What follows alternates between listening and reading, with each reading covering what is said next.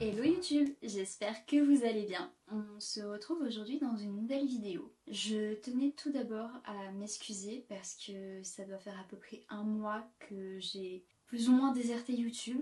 C'était pas réellement volontaire de ma part, c'est un mélange entre des petits problèmes personnels et aussi un manque d'organisation parce que du coup j'avais pas prévu de vidéo à l'avance à vous proposer. Et là, un mois plus tard, du coup, je peux reprendre les vidéos et du coup je vais essayer de mieux m'organiser pour l'année qui arrive parce que oui, du coup, je vous souhaite une très bonne année 2026. J'espère que tous vos vœux vont se réaliser pour cette nouvelle année, que vous aurez beaucoup de joie, beaucoup d'amour et de la bonne santé. Et du coup, celle-ci est la première vidéo que vous verrez en 2026. Pour cette année, je vais essayer de faire en sorte de m'organiser un petit peu mieux et de prévoir quelques petites vidéos par-ci par-là à l'avance pour qu'il n'y ait pas de loupé comme il y a pu y avoir dernièrement avec un mois de trop au milieu des publications. Aujourd'hui, du coup, je vous reprends pour vous présenter mes recommandations hivernales, un petit peu Noël aussi,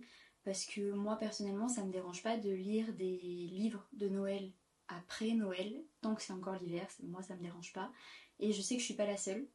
Donc voilà, donc je vous retrouve pour mes recommandations et également pour vous présenter les quelques livres que j'aimerais lire d'ici la fin de la saison. On va commencer par deux livres que je n'ai actuellement plus en ma possession. Il y en a un que j'ai revendu à une copine et l'autre que j'ai prêté à une copine. Ces deux livres sont de la même autrice. Il s'agit des calendriers de l'Avent que Sophie Jomain a écrit pour les deux Noëls précédents. Je parle du coup de Un cœur pour Noël et de Secret Santa. On va d'abord commencer par Un cœur pour Noël parce que c'est la romance de Noël, calendrier de l'Avent, que Sophie Jomain a écrite que je préfère. Je m'appelle Avril et j'ai 18 ans. Je suis née avec un trouble au cœur, un cœur défaillant qui aurait pu me tuer.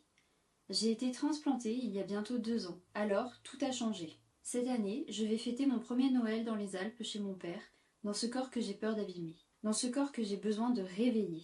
Je suis morte de trouille, mais les miracles sont faits pour y croire, pas vrai? J'ai peut-être raison d'y croire, car, à peine arrivée, je rencontre Augustin, et tout est chamboulé. Ma vie ne fait que commencer.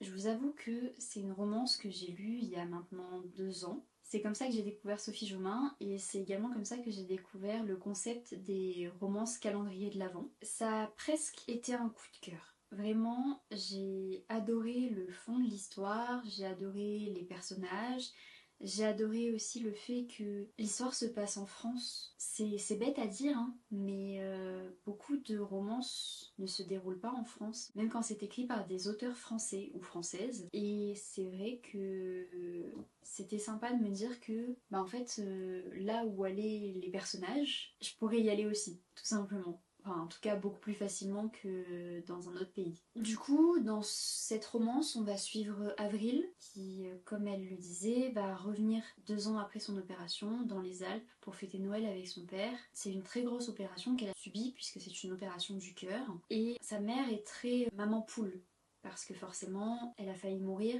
Donc elle a failli perdre sa fille et elle a extrêmement peur qu'il lui arrive quelque chose, qui est tout à fait normal pour une maman. Le souci du coup c'est qu'elle a un peu étouffé sa fille et que sa fille justement, Avril, a besoin de se ressentir de nouveau en vie. Elle sort de l'adolescence, elle rentre dans l'âge adulte, elle a besoin de faire ses expériences, elle a besoin de refaire du sport aussi, puisque quand elle était plus jeune, elle skiait. Voilà, je peux pas vous en dire beaucoup plus. Forcément, c'est une romance, donc il va y avoir une histoire d'amour. C'est une histoire d'amour sans smut, donc elle peut être lue également par des adolescents. Il n'y a aucun souci là-dessus. Je pourrais plus réellement vous raconter l'histoire parce que ça fait 2 ans maintenant et il faudrait que je relise le livre. Mais je me souviens que c'était une très belle romance entre Avril et Augustin. J'avais vraiment beaucoup aimé ces personnages et beaucoup aimé aussi les personnages secondaires. Le deuxième livre du coup que je vous présente, je ne l'ai pas non plus en ma possession, c'est celui que j'ai vendu à une copine. Il s'agit de Secret Santa. Celui-là je l'ai lu l'année dernière, il est également de Sophie Jomain. Celui-là je l'ai revendu, alors c'est pas parce que c'est un mauvais livre, c'est juste parce que il m'a moins plu. Mais c'est très personnel comme ressenti puisqu'en fait c'est juste que les personnages m'ont moins parlé. C'est des personnages qui étaient censés être un peu plus de mon âge. Et je me suis pas du tout reconnue en eux, et c'est vrai que du coup j'avais une certaine distance avec l'histoire, mais en soi l'histoire en elle-même était très bien, et il n'y a aucun problème là-dessus, je vous le recommande quand même. Juste, moi j'ai préféré ne pas le garder parce qu'il ne me parlait pas. Quand on vient d'une famille comme la mienne, on a tout pour être heureux. La liberté, les voyages, l'argent. J'ai un appart que j'adore, la meilleure coloc du monde, et je peux faire les études que je veux, mais il me manque l'essentiel, l'envie. Je crois que je vais tout plaquer. Pourquoi? Pour qui? Je ne sais pas encore. C'est peut-être ça le pire.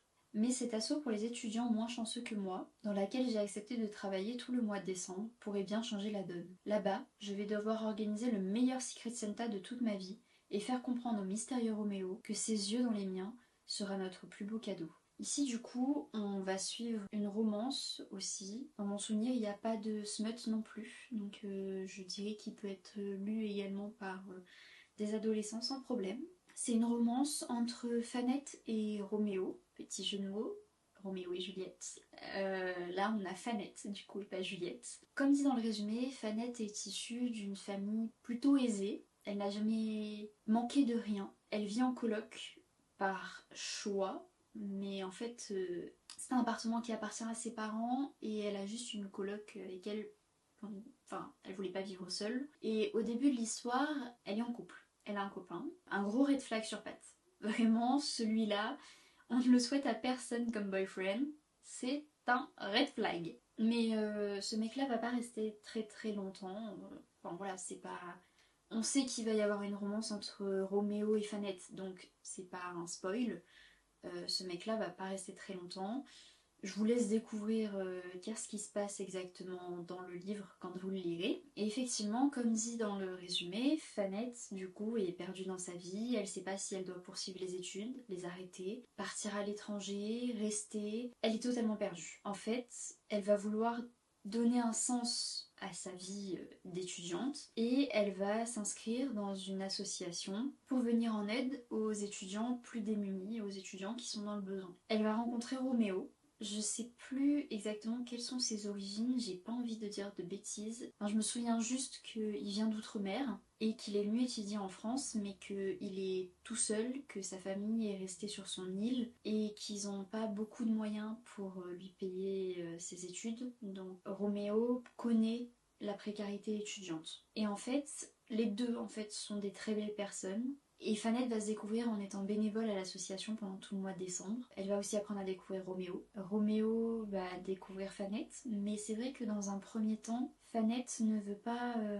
parler du fait qu'elle est plutôt une étudiante aisée parce qu'elle ne veut pas mettre mal à l'aise justement les étudiants qui sont dans l'association. Et du coup voilà, c'est tout un roman qui tourne autour de cette histoire d'amour avec deux classes sociales extrêmement différentes, opposées, et également un sujet très important en fond qui est la précarité étudiante. Comme je disais, l'histoire est très bien et je vous le recommande vraiment si c'est le type d'histoire qui peuvent vous plaire, qui peuvent vous parler. On enchaîne ensuite avec deux autres calendriers de l'Avent que j'ai lus cette année. On va commencer avec celle-ci, Romance de l'Avent de Juliette Lys, qui s'appelle Un Noël à revivre. Et si chaque jour avant Noël, vous pouviez revivre votre vie autrement?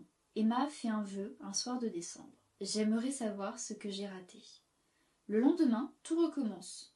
24 jours, 24 versions d'elle-même, et toujours le même regard bleu qui revient. Entre rire, miracle et chocolat chaud, elle va découvrir qu'on ne cherche pas l'amour dans une autre vie, mais dans celle qu'on apprend enfin à choisir.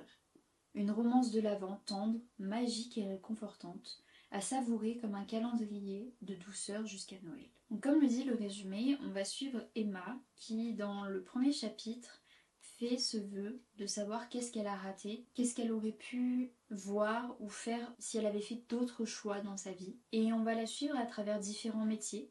Chaque jour, elle se réveille et elle a un nouveau métier, une nouvelle vie. On va la voir boulangère, vétérinaire, écrivaine, libraire, elle va tenir une maison d'hôte. Tous les jours, on découvre un nouveau métier. Alors, il n'y a pas exactement 24 vies. En réalité, il y en a 18, si je dis pas de bêtises. Et en fait, à la fin de chaque journée, elle a un message qui apparaît d'une manière ou d'une autre, qui est « Il faut choisir pour que la vie choisisse aussi ». Cette phrase a beaucoup de sens pour moi actuellement parce que c'est vrai que je suis à un moment de ma vie où il faut que je fasse des choix pour mon avenir, notamment professionnel, où je me pose beaucoup de questions. Et même si c'était pas fait exprès parce que c'est un roman que ma belle-mère m'a offert, parce qu'elle sait que j'aime les romances et que c'était un petit calendrier de l'Avent, elle a offert un calendrier de l'Avent à mon chéri aussi. C'est vrai que du coup elle est un peu tombée dans le mille et que cette histoire me parlait beaucoup. Il faut savoir aussi que tous les jours, il y a un homme qui va se retrouver dans chacune de ces journées qu'elle va rencontrer. À chaque fois sous des formes un petit peu différentes, il va juste y avoir son regard qui ne va jamais changer. J'ai trouvé cette histoire très touchante, elle m'a beaucoup parlé et je vous la recommande. Un petit roman de l'Avent, il fait une centaine de pages. C'est une autrice du coup qui est auto-éditée. Vous pouvez trouver son roman sur Amazon. Je l'ai dévoré. Alors, j'ai pris le temps de le lire comme un calendrier de l'Avent, chapitre après chapitre, jour après jour. Mais c'est vrai que j'aurais pu le lire d'une traite quasiment, puisqu'il n'y a qu'une centaine de pages. C'est un roman très simple, mais que j'ai beaucoup apprécié. Voici le deuxième calendrier de l'Avent que j'ai lu cette année. Il s'agit de Un Noël à la cerise. Celui-ci, c'est moi qui l'avais choisi et c'est vrai que je vais vous lire le résumé, vous allez comprendre aussi pourquoi celui-là me faisait beaucoup écho actuellement. Une cerise à la montagne. Clairement, je ne suis pas dans mon élément. Moi, j'aime la neige dans les boules qu'on secoue, alors que là, il y en a partout. L'angoisse. Pire, je vais devoir vivre avec 3 colocs. Tina et Enzo ont l'air sympas, ok, mais avec Ben, c'est la guerre. Si seulement il n'était pas aussi sexy qu'agaçant. Pourquoi je suis là en fait? Ma sœur pense que j'ai quitté mon mec et la fac juste pour ce job saisonnier. Mais je n'ai pas tout révélé à ma famille. La vérité, c'est que je veux découvrir qui je suis vraiment. Et qui sait, peut-être que l'amour m'attend au bout des pistes. C'est vrai qu'en lisant le résumé, du coup, l'histoire me parlait beaucoup, dans le sens où Cerise voulait découvrir qui elle était. Et c'est un peu la quête que j'ai du coup en ce moment. Mais en fait, c'était pas vraiment sous la forme que je pensais. Elle se pose des questions effectivement sur ses études, sur son futur métier, mais il y a une autre question derrière que je ne vais pas vous révéler du coup puisque c'est une grosse partie de l'intrigue du roman. Mais justement, ça fait partie des choses qu'elle n'a pas révélées à sa famille et une des raisons pour lesquelles elle est partie à la montagne pour faire un job saisonnier. Alors que elle n'aime pas la neige et elle ne sait pas skier et au grand malheur, elle n'aime pas le fromage. Donc de base, elle n'aime pas la raclette. Je dis bien de base parce que son petit groupe de colocs ne lui laisse pas trop le choix d'en déguster. Surtout Tina. J'ai découvert du coup une nouvelle plume, une nouvelle autrice, donc Cynthia Kafka. J'ai adoré ce roman. Pareil, il a frôlé le coup de cœur. J'ai trouvé tous les personnages très attachants, tous très bien développés, avec chacun des histoires personnelles et des problématiques à régler. On va avoir des sentiments cachés, on va avoir des conflits avec les parents, du mal à assumer ses passions, une quête de soi, que ça soit personnel ou professionnel, des traumas passés qu'il faut encore traiter, des jalousies, bref, tout un panel d'émotions très justement retranscrites et c'est vrai que du coup je me suis énormément attachée, que ça soit au colloque, que ça soit à Cerise, que ça soit à sa sœur Violette et même Max et Marie qui sont du coup la responsable et le collègue de travail de Cerise. J'ai vraiment frôlé le coup de cœur. La seule chose qui a fait que c'est pas un coup de cœur, c'est un petit peu la fin du roman. Pas qu'elle ne m'a pas plu, mais j'aurais préféré qu'elle soit un petit peu différente. Je vous en dis pas plus, je vous invite vraiment à aller le lire. Pour ceux que ça dérange pas de lire un roman de l'Avent hors période de Noël, allez-y, foncez. Pour les autres, attendez l'année prochaine, mais vraiment faut que vous le lisiez. On continue avec Noël au Café du Bonheur de Lucy Diamond que j'ai lu il y a 3 ans je crois, 3 ans et demi, quelque chose comme ça. Petit disclaimer, je l'ai lu tout seul, mais en fait c'est un tome 2 et je le savais pas et c'est écrit nulle part sur le livre. Je vous rassure, il peut se lire comme ça. Enfin, j'ai lu, j'ai compris l'histoire, il n'y a pas de souci. Mais il y a un tome 1 qui s'appelle Rencontre au Café du Bonheur et du coup forcément c'est la rencontre du couple dont on parle dans ce livre. Donc je vous conseille quand même de commencer par le tome 1. Mais sinon c'était une petite romance très mignonne qui se passe du coup dans les Cornouailles. Soit il n'y a pas vraiment de spoil du tome 1, si ce n'est juste que les personnages sont en couple. Après une période estivale chargée dans son petit café des Cornouailles, Evie Flynn accueille la période de Noël avec impatience. Soirée au coin du feu, vin chaud aux épices, gâteaux et gourmandises, elle est déterminée à faire de sa saison préférée un moment romantique avec Ed, son petit ami. Mais au Café du Bonheur, rien ne se passe jamais comme prévu. Et bientôt, Evie ne sait plus où donner de la tête, entre la tempête de neige qui paralyse tout Carawan Bay, l'arrivée d'invités surprises et d'anciennes rivalités familiales qui refont surface. Parviendra-t-elle à faire en sorte que tous ses vœux se réalisent? Je vous avoue du coup que ça fait un petit moment que je l'ai lu. Mes souvenirs sont assez flous, pour être honnête. Je me souviens juste que j'avais apprécié ma lecture, donc c'est pour ça que je vous le mets dans ces recommandations. Mais c'est vrai du coup que je vous conseille quand même de lire le tome 1 avant celui-ci pour savoir comment s'est formé le couple. Je pense que celui-ci, j'ai pas vraiment besoin de le présenter. La saga Seasons de Morgane Moncomble a fait fureur. Elle est ressortie cette année en poche. Et donc du coup, pour l'hiver, je vous présente Un hiver pour te résister. Star montante du patinage artistique, Lily n'a qu'un seul objectif, remporter la médaille d'or aux mondiaux. Lorsqu'elle rencontre son nouveau partenaire, elle est aux anges. Son modèle de toujours, c'est lui, Orion Williams, l'homme qu'elle se surprend à mépriser dès leur première rencontre. Champion maudit, Orion ne rêve que d'une chose, arrêter le patinage artistique. Quand son coach lui impose une dernière partenaire, il craint qu'elle finisse comme toutes les autres, blessée ou pire. Sa plus grande fan, c'est elle, Lily Femme, la femme avec qui il doit cohabiter pour les 4 prochains mois. Malgré leur début houleux, c'est dans la tragédie que Lily et Orion se rapprochent en espérant remporter la première place. Mais à quel prix? Là, je précise, c'est une romance où il y a un petit peu de smut. Plutôt pour un public jeune adulte averti. Donc là, comme le résumé l'indiquait, ça va être une romance dans l'univers du patinage artistique, qui plus est en préparation des Jeux Olympiques. On va suivre du coup Lily et Orion. Lily, elle, est, comme on l'a dit, une star montante du patinage artistique. Orion, lui, est déjà une star du patinage artistique, mais une star maudite, puisqu'il arrive malheur à tous ses partenaires. Et c'est pour cette raison qu'il doit arrêter le patinage, parce qu'il pense que c'est lui qui porte malheur à ses partenaires, et du coup, il ne veut pas risquer que l'une d'entre elles finisse par mourir à cause de lui. Pour le moment de la saga, je n'ai lu que les 2 premiers tomes. À titre personnel, j'ai préféré Un automne pour te pardonner, mais il n'empêche que c'était un très bon roman et que j'ai beaucoup aimé la romance et la tension qu'il y avait entre les 2 personnages parce que en fait, au départ, on leur impose d'être partenaires pour la compétition de patinage artistique puisque c'est des compétitions de couple. Mais vu qu'Orion ne veut plus faire de patinage et qu'il a extrêmement peur de blesser sa nouvelle partenaire, il se comporte comme un abruti et son but c'est juste de la faire fuir. Donc en fait, ils vont se faire la guerre au début, très clairement. Elle comprend pas pourquoi il est aussi con. Lui, il veut juste, entre guillemets, la sauver, dans le sens où il a tellement peur qu'elle soit blessée par sa faute qu'il veut juste la faire fuir avant qu'un drame arrive. Mais elle est pas au courant. Donc il y a une certaine guéguerre au départ et en fait leur coach ne leur laisse pas le choix. Du coup ils vont devoir apprendre à cohabiter et en fait petit à petit ils vont apprendre à se connaître, ils vont se découvrir. Et puis voilà, et puis si vous voulez la suite et plus de détails, ben, il va falloir lire ce roman. On continue ensuite avec un tout autre genre puisqu'il s'agit du tome 3 des Mémoires de la forêt de Michael Brun-Arnaud. Je vous ai mis ce tome 3 parce que c'est le tome de l'hiver, puisque effectivement Michael Brun-Arnaud a sorti un tome par saison.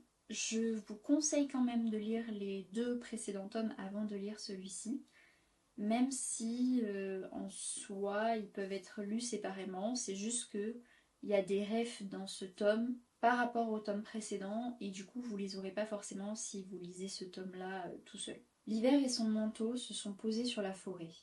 Les jours sont froids, les nuits sont longues, mais, comme chaque année à l'approche de la fête de Yule, les habitants de Belle-Écorce se réjouissent. Les boutiques regorgent de jolies choses, les gourmandises se préparent et beaucoup prennent la direction du Grand Nord. C'est tout là-haut, dans les dangereuses vallées de Sombre-Hiver, que Pimprenel et Séraphin Renard sont allés chercher un cadeau pour Bartholomé, leur fils, à la santé fragile. Mais ils ne reviennent pas le jour prévu.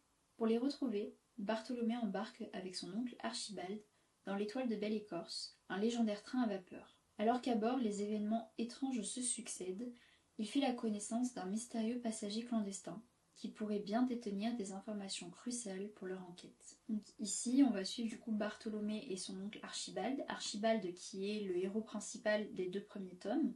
Et ils vont partir à la recherche des parents de Bartholomé, qui sont des aventuriers, des explorateurs, et qui ne rentrent pas à la date prévue pour pouvoir fêter Yule en famille. Yule, c'est plus ou moins une version de Noël, c'est la fête du solstice d'hiver, du coup, qui est fêtée dans ce roman. Ils partent tous les deux à la recherche des parents de Bartholomé, ils prennent l'étoile de Belle-Écorce, qui est du coup, comme on disait, un train légendaire, et en fait, ils vont traverser les différents endroits desservis par le train jusqu'à Sombre-Hiver pour retrouver les parents de Bartholomé. Mais tout ça est une quête qui leur demande beaucoup d'énergie, beaucoup d'enquête, beaucoup de réflexion. Ils doivent en fait remonter la piste des parents de Bartholomé car ils n'ont pas vraiment indiqué où ils partaient, ils sont juste partis en quête des cadeaux pour Yule et ils ont croisé des gens sur leur chemin et il faut que Bartholomé et Archibald rencontrent ces mêmes personnes pour pouvoir essayer de retracer le chemin des parents de Bartholomé et les retrouver. Et Bartholomé du coup va rencontrer un ami dans le train de Belle-Écorce et on va suivre également l'histoire de ce nouvel ami. Je vais pas vous mentir, l'auteur sait très bien manier sa plume pour vous faire vivre des émotions. Et en plus de la plume de l'auteur, c'est vrai qu'il y a aussi des illustrations dans le livre. J'ai versé ma petite larme à la fin de ce roman.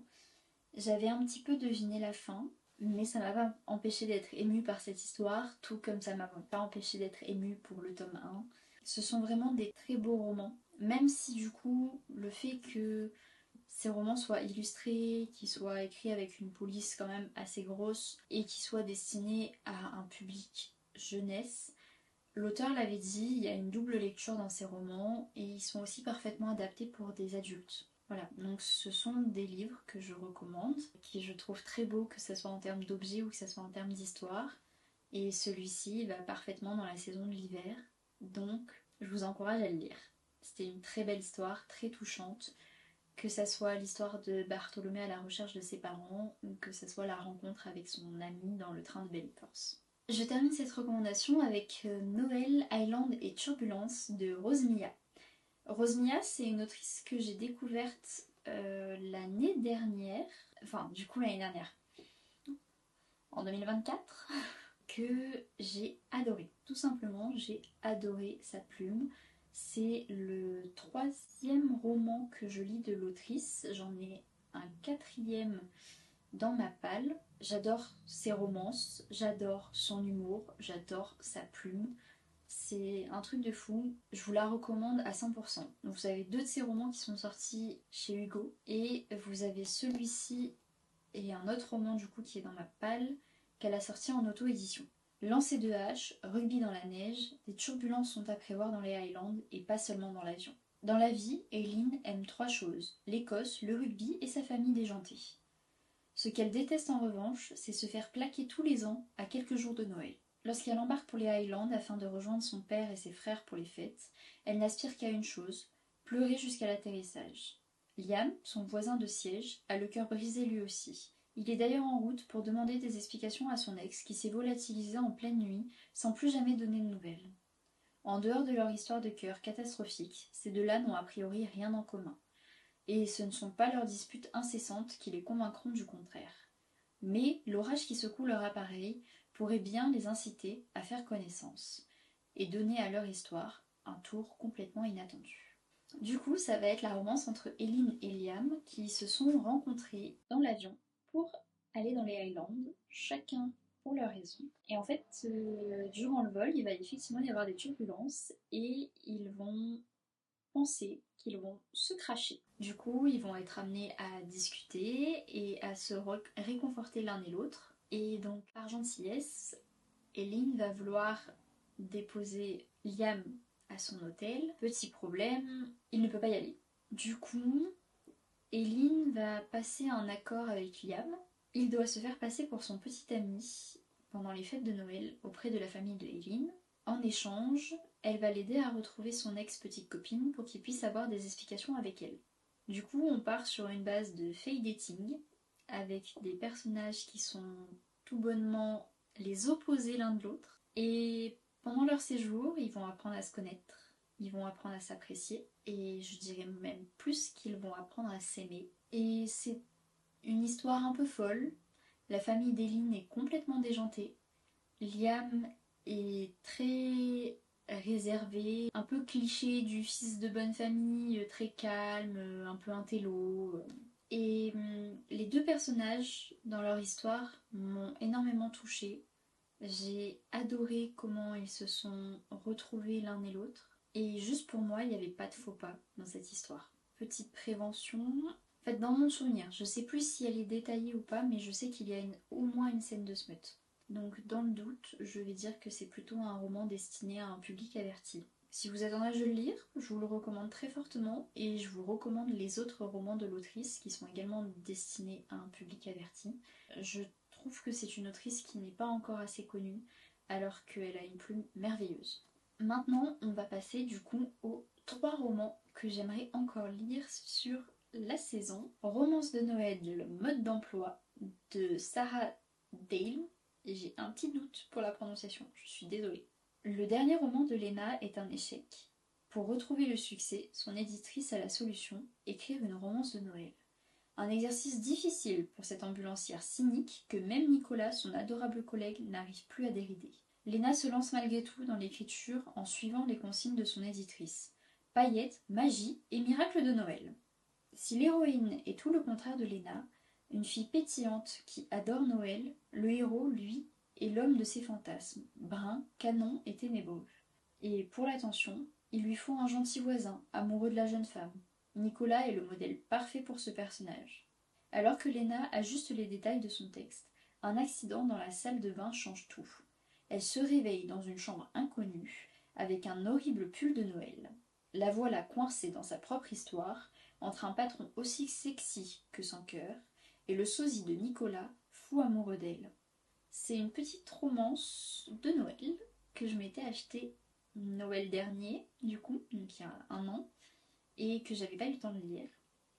Donc elle me fait toujours très envie et j'espère que je vais pouvoir la lire d'ici la fin de l'hiver. Je peux pas vous en dire plus du coup. Dites-moi en commentaire si vous l'avez déjà lu et ce que vous en avez pensé. Vous verrez dans mes prochains bilans de mois si j'ai eu le temps de la lire ou pas. Sur le même principe, je vous présente la romance presque parfaite d'une accro à Noël de Laura S. Weil. Alors, ce livre-là, vous pouvez vous voir, je pense qu'il est entamé. Le truc, c'est que je vais devoir le reprendre de zéro. Pourquoi ? Tout simplement parce que toute la partie lue, je ne l'ai pas lue cette année, je l'ai lue il y a bientôt 4 ans. Oups. Et en fait, ce livre a eu une histoire un petit peu rocambolesque, on va dire. Je l'avais pris avec moi pour aller faire mon stage de fin d'études dans le Cantal. Et c'est là que je l'avais commencé et que j'avais lu du coup toute cette partie. Et suite à ce stage, je suis rentrée chez mes parents. J'étais plus trop dans le mood pour lire une romance de Noël. Et du coup, je l'ai laissé un peu de côté, etc. Et puis après, avec mon chéri, on a déménagé. J'ai perdu ce livre dans le déménagement, ok ? J'ai perdu ce livre dans le déménagement entre chez mes parents et là où on vivait il y a 1 an et demi avec mon chéri. Je ne l'ai pas retrouvé. Donc, je l'avais racheté. Je ne l'ai pas lu tout de suite. On a redéménagé entre-temps avec mon chéri, du coup, il y a 1 an et demi. Ce livre n'avait toujours pas refait surface. Par contre, j'avais toujours le neuf que j'avais acheté, mais pas encore lu.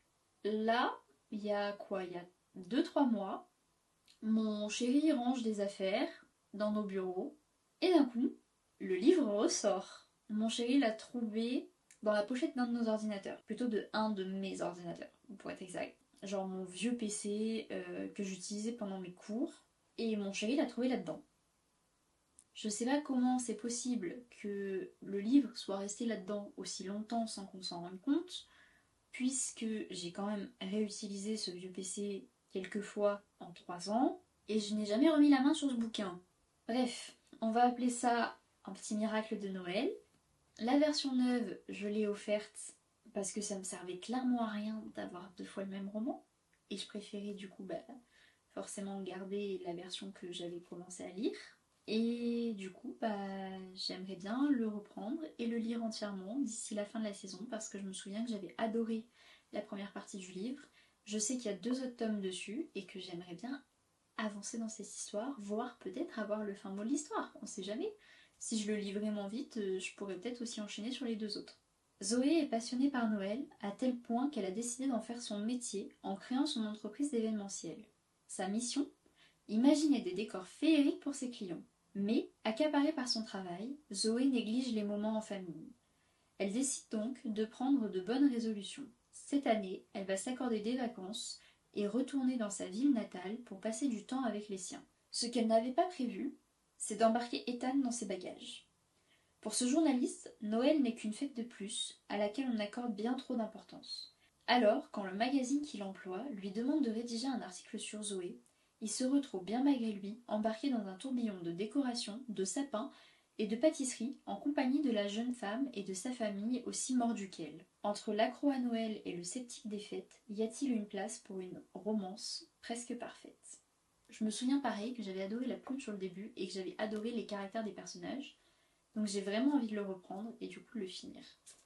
Et enfin, le dernier livre que j'aimerais du coup lire d'ici la fin de la saison, ça va être L'effet boule de neige de Clara Hérault. C'est ma tata qui me l'a offert l'année dernière pour mon anniversaire, donc il y a presque un an. Mais j'ai toujours pas pris le temps de le lire, alors que j'ai vu que des bons retours dessus. Le seul livre que j'ai lu pour le moment de Clara Hérault, c'est Nos plus belles années. C'était un très beau livre. Alors malheureusement pour moi, j'ai été trigger par le thème de l'histoire. Mais celui-ci ne devrait pas me poser de problème a priori. C'est une petite romance toute douce, fake dating, avec le frère de son meilleur ami. Et j'ai hâte de la découvrir parce que j'ai vraiment vu que des retours positifs. Je sais aussi que là, pour Noël, il y a eu une version collector et une version illustrée du roman qui sont sortis. Iris est secrètement amoureuse de son meilleur ami Charles depuis qu'ils sont enfants. Après un stage aux États-Unis, ce dernier rentre enfin à Bordeaux pour les fêtes de fin d'année. Iris est persuadée que la distance lui aura permis de réaliser qu'ils sont faits pour être ensemble. Mais à l'aéroport, Charles n'est pas seul. Il est accompagné de Jude, sa petite amie. Les espoirs d'Iris s'écroulent, Charles est amoureux de Jude, pas d'elle. Une fois le choc passé, Iris se laisse convaincre par une idée folle de son amie Anastasia, férue de romance. Ce qu'il faut pour que Charles ouvre les yeux, c'est le rendre jaloux. Et si elle demandait à Alex, le grand frère de Charles, qui n'a jamais vraiment su trouver sa place parmi eux, de prétendre être son petit ami? Plus fou encore, et s'il acceptait de se prêter au jeu? Voilà le résumé, voilà le dernier livre que j'aimerais lire absolument cet hiver. C'est une petite romance qui me donne trop envie. Et là, en relisant les résumés des 3 romances qui me restent à lire pour cet hiver, ça m'a trop hypée. Il faut juste que je prenne le temps de les lire. J'aimerais bien au moins en lire une là sur le mois de janvier, peut-être commencer la deuxième, et du coup peut-être que j'arriverai à lire les 3 d'ici la fin du mois de février. On croise les doigts, j'espère que je vais y arriver. J'espère que cette petite vidéo vous aura plu, que vous m'en voudrez pas trop du coup d'avoir été absente pendant un mois. J'espère que ça vous aura donné des idées pour vos prochaines lectures, que ce soit là pour la fin de la saison d'hiver ou que ce soit pour l'année prochaine pour vos romances de Noël. Je vous souhaite à tous et à toutes encore une très bonne année 2026 et je vous dis à la semaine prochaine pour une nouvelle vidéo.